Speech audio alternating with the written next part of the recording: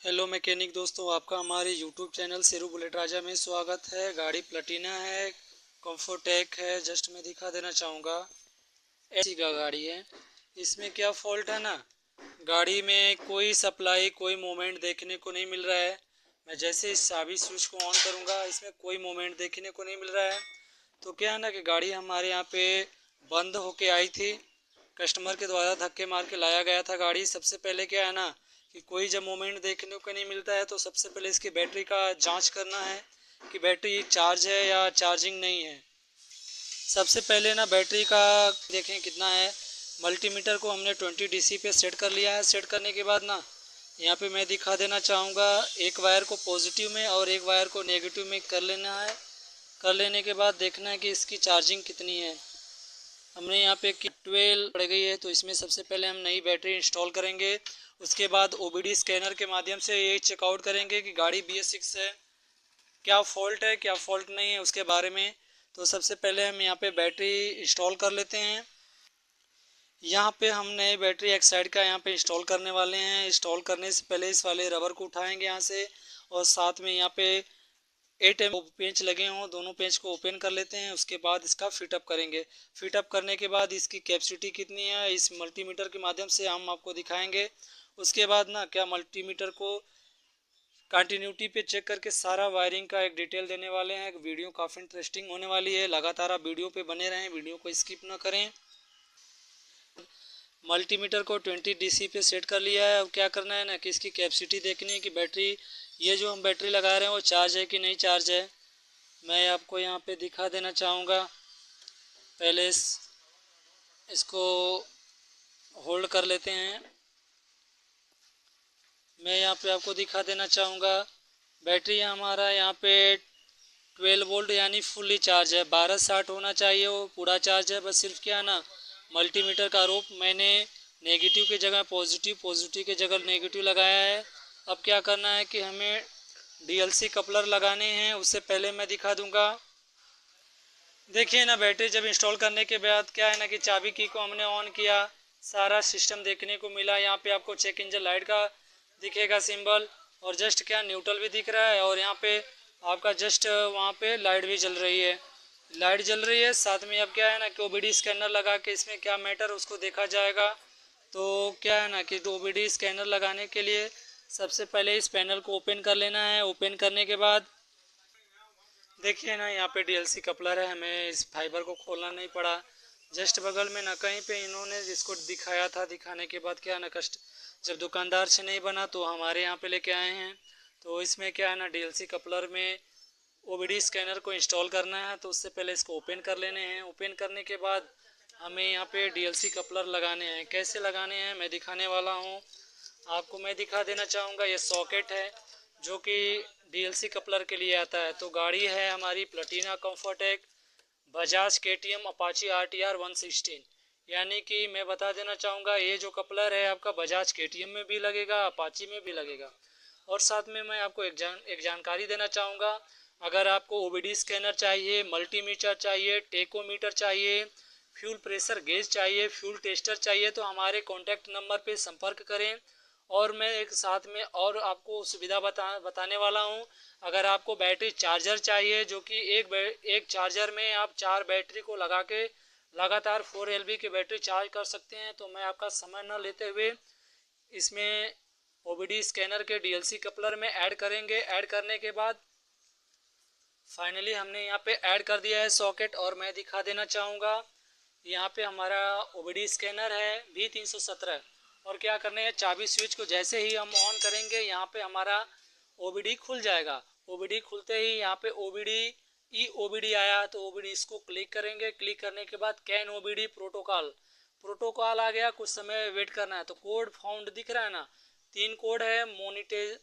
Monetization by N10 है, monetization okay है। तो क्या करना है, फिर वो चला गया, तो इसको रीड करने हैं। तो throttle position, pedal sensor, switch, इस सर्किट लो, और एक आपको दिखा देंगे यहाँ पे engine coolant temperature sensor circuit low, sensor reference voltage circuit low, transmission range sensor circuit low, और एक है ट्रांसमिशन रेंज सर्किट लो, यानी कि इसमें 5 एरर कोड जनरेट हो रहे हैं। तो कोई भी वर्क है ना, उसे करने से पहले वायरिंग की टेस्टिंग बाद में करेंगे। सबसे पहले इसे रिफ्रेश करना है। रिफ्रेश करने के लिए बैक आ जाएंगे। बैक आने के लिए इस वाले बटन को प्रेस किया जाएगा। तो इस वाले बटन को हमने प्रेस किया, बैक आ गए। रिफ्रेंस इससे दिक्कत हो रहा है, रिफ्रेंस इससे दिक्कत हो रहा है कि reference engine oil temperature sensor से या ऑक्सीजन सेंसर से। तो सबसे पहले इस टंकी को हमें ओपन कर लेने हैं। पैनल को ओपन करने के बाद मैं दिखाने वाला हूँ। फाइनली हमने इसके पेट्रोल टैंक को ओपन कर लिया है। ओपन करने के बाद ना, मैं आपको एक जानकारी बताना नहीं भूलूंगा, ज़रूर बताऊंगा उसके बारे में। तो क्या करना है ना, प्लेटिना कम्फर्टेक है, बजाज की गाड़ी है और BS6 गाड़ी है। तो इसमें हमारा दायित्व बनता है ना कि कोई भी वर्क करने से पहले, शायद आप हर वीडियो में जानते हैं कि हैकजेक फाइल के नाम का एक कोई ऐसा वायरस तरीके का आता है। तो उससे तो पहले मैंने चेकआउट नहीं कराया, तो पहले मैं उसे चेकआउट करा लेता हूँ। तो क्या है ना कि चाबी स्विच को जैसे ही हम ऑन करेंगे ना, तो यहाँ पे जो इलेक्ट्रिक कार्बोरेटर है ना, वहाँ टिक टिक की साउंड आनी चाहिए। टिक टिक की साउंड आएगा तभी ना पता चलेगा कि हमारी गाड़ी में हैकजेक फाइल है नहीं है, क्या फॉल्ट है, तब ना आपको क्लियर होगा। तो क्या करने हैं ना कि यहाँ पे सबसे पहले मैं चाबी स्विच को ऑन करूँगा, तो यहाँ पे टिक टिक की साउंड आएगी। शायद मैं फिर सुना देना चाहूँगा। तो इसका मतलब है कि हमारे जो गाड़ी है ना, उसमें हैकजेक फाइल नामक कोई भी वायरस का या किसी भी तरह के फॉल्ट नहीं है। क्योंकि अगर इस तरह का कोई दिक्कत होगा, इसी में अगर कोई भी इफेक्ट होगी ना, तो टिक टिक की साउंड नहीं आएगी। टिक टिक की साउंड आने के लिए रिस्पॉन्सिबल कौन होता है? ऑटो चोक होता है, एयर सोलेनाइड होता है, जो कि जिसे हम कोल्ड स्टार्ट बोलते हैं। ये इन दोनों का बोलना बहुत ज़रूरी होता है हैकजेक फाइल के लिए। तो क्या है ना कि मैं ज़्यादा समय ना लेते हुए मैं आपको चेकआउट कराऊंगा, जल्दी से चेकआउट करूंगा। तो शायद मुझे एक फॉल्ट देखने को नज़र आ रहा है, मैं उसे आपको मिलवा देता हूँ। वो फॉल्ट है जो कि हमारे एसटी का। क्या है ना, ये एसटी कोयल है, हाई टेंशन कोयल, गाड़ी को करंट देना इसका काम है। बाकी सारा काम अलग अलग कंपोनेंट के द्वारा काम होता है। तो ये है ना, जो कि इसका रिबन्स है ना, वो काफ़ी जल गए हैं। जस्ट उस साइड में है, उसके भी रिबन्स कुछ जले हुए जैसे दिख रहे हैं। तो क्या है ना कि हम पहले इसमें नया एसटी कोयल को इंस्टॉल कर लेते हैं। इंस्टॉल करने के बाद ना देखेंगे कि हमारा जो रेफरेंस का मैटर आ रहा था वो ख़त्म हुआ कि नहीं हुआ। तो सबसे पहले दोनों तरफ के एसटी कोयल को हम चेंज करते हैं, रिप्लेस करते हैं। रिप्लेस करने के बाद फिर देखते हैं कि क्या वही ओबीडी स्कैनर में मैटर आ रहा है कि ख़त्म हो गया। तो फटाक से हमें एसटी कोयल को बदल लेने हैं। बदल लेने के बाद अगर उस टाइम हमारा जो एरर कोड जनरेट हो रहा था वो एरर कोड नहीं जाता है, तो फिर और वायरिंग में छेड़छाड़ किया जाएगा, वायरिंग की टेस्टिंग होगी। एक एक वायर की टेस्टिंग करने वाले हैं इस वीडियो में हम। तो सबसे पहले एक छोटा सा मुझे जो फॉल्ट देखने को मिल रहा है एसटी कोयल का, मैं उस पर पहले काम कर लेता हूँ, फिर आपको सभी वायर के बारे में बताने वाला हूँ। देखिए ना, क्या है कि इसमें एक फॉल्ट मुझे देखने को नज़र आ रहा है। यहाँ पे एयर सोलेनाइड तो चाबी ऑन करने के बाद टिक टिक की साउंड कर रहा है, लेकिन जब इस गाड़ी को हम स्टार्ट करेंगे ना, तो ये हमेशा लगातार एक्टिव रह रहा है। क्योंकि इसको हमेशा लगातार एक्टिव टिक टिक टिक की साउंड करना चाहिए या नहीं चाहिए, आप हमें कमेंट बॉक्स में ज़रूर बताएं। तो मैं गाड़ी को स्टार्ट करके आपको एक बार सुनाता हूँ।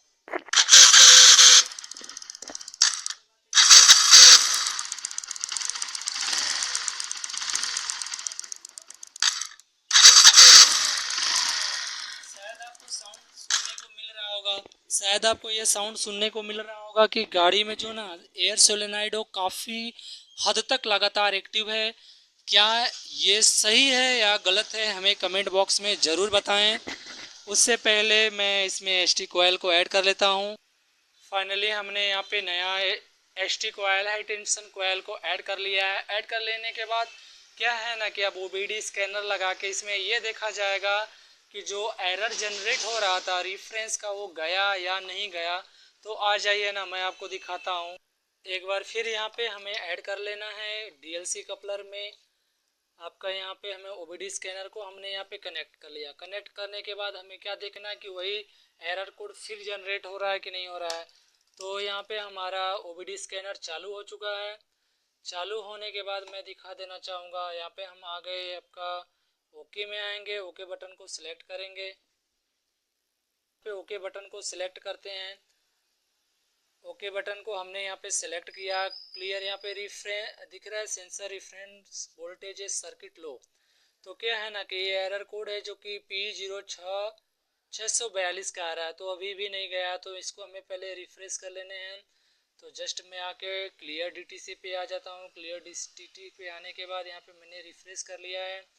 फिर यहाँ पे हम आ जाते हैं आपका रीड DTC, यानी हमें अब इस एरर कोड को पढ़ना है, पढ़ लेने हैं। तो क्या है कि ये हमारा एरर कोड अभी नहीं जा रहा है, सिर्फ हमारे गाड़ी में एक ही एरर कोड जनरेट हो रहा है, और जो कि सेंसर रिफरेंस वोल्टेज सर्किट लो करने हैं। कि वोल्टेज चेक करने के लिए मल्टीमीटर को 20 वोल्टेज मोड पर सेट करके करें। रेड प्रोब को ECU कपलर पिन नंबर 12 में ब्लैक प्रोब में क्या कह रहा है कि ना, इसके मल्टीमीटर को ब्लैक वाले प्रोब को पिन नंबर 12 में ऐड कर लेने हैं। उसके नंबर से कनेक्ट करें। वोल्टेज 4.7 से लेके 5.3 वोल्ट होना चाहिए। वोल्टेज सही ना होने पे ECU के वायरिंग हार्नेस में कंटिन्यूटी की जांच करें और वायरिंग शॉर्ट होने पे उसे बदलें।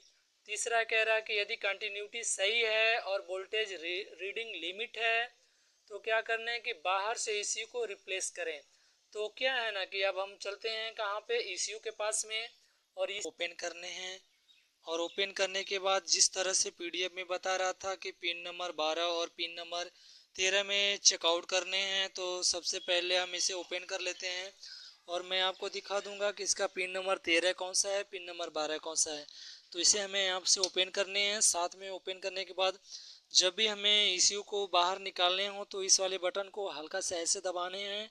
जब दबाएंगे तो यहाँ से दबा के इसको बाहर कर लेने हैं। हमने फाइनली इसको कवर के बाहर कर लिया है। बाहर करने के बाद मैं आपको सब काम करने से पहले एक ज़रूर आपको सलाह दूंगा, अगर आपने ECU को ओपन कर रहे हो तो चाबी स्विच ऑफ होनी चाहिए। और मैं दिखा देना चाहूँगा आपको, इसके वायर में काउंट करेंगे कि हमारा जो 13 नंबर का वायर है, 12 नंबर का वायर है, कौन से जगह पे पिन में आता है। तो हम दिखा देना चाहेंगे, PDF में ये बताया जा रहा था कि सॉकेट को हमने इस साइड से ओपन किया है, और बता देंगे कि 1 2 3 4 5 6 7 8 9 10, ये वायर नंबर 10 हो गया। जस्ट इसको पलटेंगे। पलटने के बाद क्या है ना कि हमें इधर से काउंट नहीं करने हैं। अगर इधर से काउंट कीजिएगा तो यहाँ पे हमारा खाली है, तो यहाँ पे हमारा 11 आएगा, 12 आएगा, 13 वाला खाली पड़ जाएगा। तो क्या करने कि हमें इधर से काउंट करने हैं। तो 11 12 13। अब मैं इन दोनों वायरों में कंटिन्यूटी और मल्टीमीटर को 20 DC पे सेट करके इसमें चेक करने वाला हूँ कि 4.7 से लेके 5.7 तक सप्लाई आना चाहिए। अगर इस तरह से सप्लाई आती है तो हमारा वायरिंग हार्नेस परफेक्ट है। और साथ में और मैं बता देना चाहूँगा, अगर इसमें कंटिन्यूटी भी आ रही है तो भी हमारा वायरिंग हार्नेस परफेक्ट है।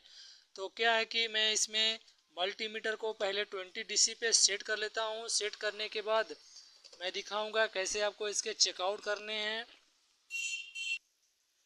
तो क्या है ना कि हमने फाइनली इसको ओके कर लिया है। ओपन करने के बाद क्या है कि हमें इस वाले वायर में चेक कर लेने हैं। कैसे चेक करने हैं, यहाँ पे हमारा ये जो वायर है ना, जो कि हमारा 13 पिन नंबर 12 ये हो गया, पिन नंबर 13 ये हो गया। तो मैं उसमें बताया जा रहा था आपको कि इसको मल्टीमीटर को 20 DC पे सेट करने हैं। सेट कर लिए हैं हमने। फाइनली यहाँ पे लाके हमें सेट कर लेने हैं 20 DC पे। हमारा मल्टीमीटर ओके हो चुका है। और मैं दिखा देना चाहूँगा, ये आपका हमारा रेड प्रोब है, ये ब्लैक प्रोब है। तो ये रेड प्रोब है, ये ब्लैक प्रोब है। तो क्या करने हैं कि पिन नंबर 12 में रेड प्रोब को ऐड करने हैं। यहाँ पे हमने पिन नंबर 12 में रेड प्रोब को ऐड कर लिया।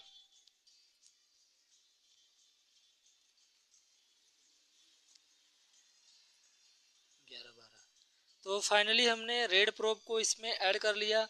और साथ में मैं बता देना चाहूँगा, यहाँ पे जो ब्लैक प्रोब है पिन नंबर 13 में ऐड करने हैं। 13 में यहाँ पे हमने ऐड किया, कोई भी मूवमेंट देखने को नहीं मिला। हम यहाँ पे क्या करना है कि चाबी स्विच को ऑन करने के बाद भी कोई मूवमेंट देखने को नहीं मिल रहा है। तो अब क्या करना है, ऐसे लगे लगाए ही हमें मल्टीमीटर को कंटिन्यूटी मोड पे कर लेना है। तो यहाँ पे हम मल्टीमीटर को कंटिन्यूटी मोड पे करेंगे। जैसे ही हम करेंगे तो शायद आपको साउंड सुनने को मिल रहा होगा मल्टीमीटर का, यानी कि हमारी वायरिंग हार्नेस ओके है। मैं यहाँ पे दिखा देना चाहूँगा, तो इसका मतलब कि हमारा वायरिंग हार्नेस सही है, परफेक्ट करंट सप्लाई जा रहा है। इसमें क्या करने हैं कि हमें कि हमारा वायरिंग हार्नेस में कोई भी प्रॉब्लम नहीं है। जो भी प्रॉब्लम है हमारे ईसीयू में प्रॉब्लम है। अगर इसे नहीं चेंज किया गया ना तो आने वाले समय में काफ़ी से नुकसान हो सकता है, क्योंकि ये जो है ना रिफरेंस वोल्टेज पे काम करने का कार्य करता है। जैसे आपने चाबी स्विच को ऑन किया, इनपुट सप्लाई आया, इनपुट सप्लाई आने के बाद किसी भी सेंसर को वर्क कराने के लिए रिफरेंस की ज़रूरत होती है, तो ये आउटपुट देता है। तो ये इसका कार्य है, जो कि इसमें दिक्कत आया कि ये रिफरेंस और आउटपुट देना बंद कर दिया है। तो क्या है ना कि वायरिंग के साथ साथ जब अगर आप ईसीयू रिप्लेस करें, बदलें, तो उसके साथ ये वायरिंग हार्नेस ज़रूर बदलें, क्योंकि कभी कभार होता है ना कि यही समस्या लगातार बना रहता है, वो समस्या जाने का काम नहीं करता है।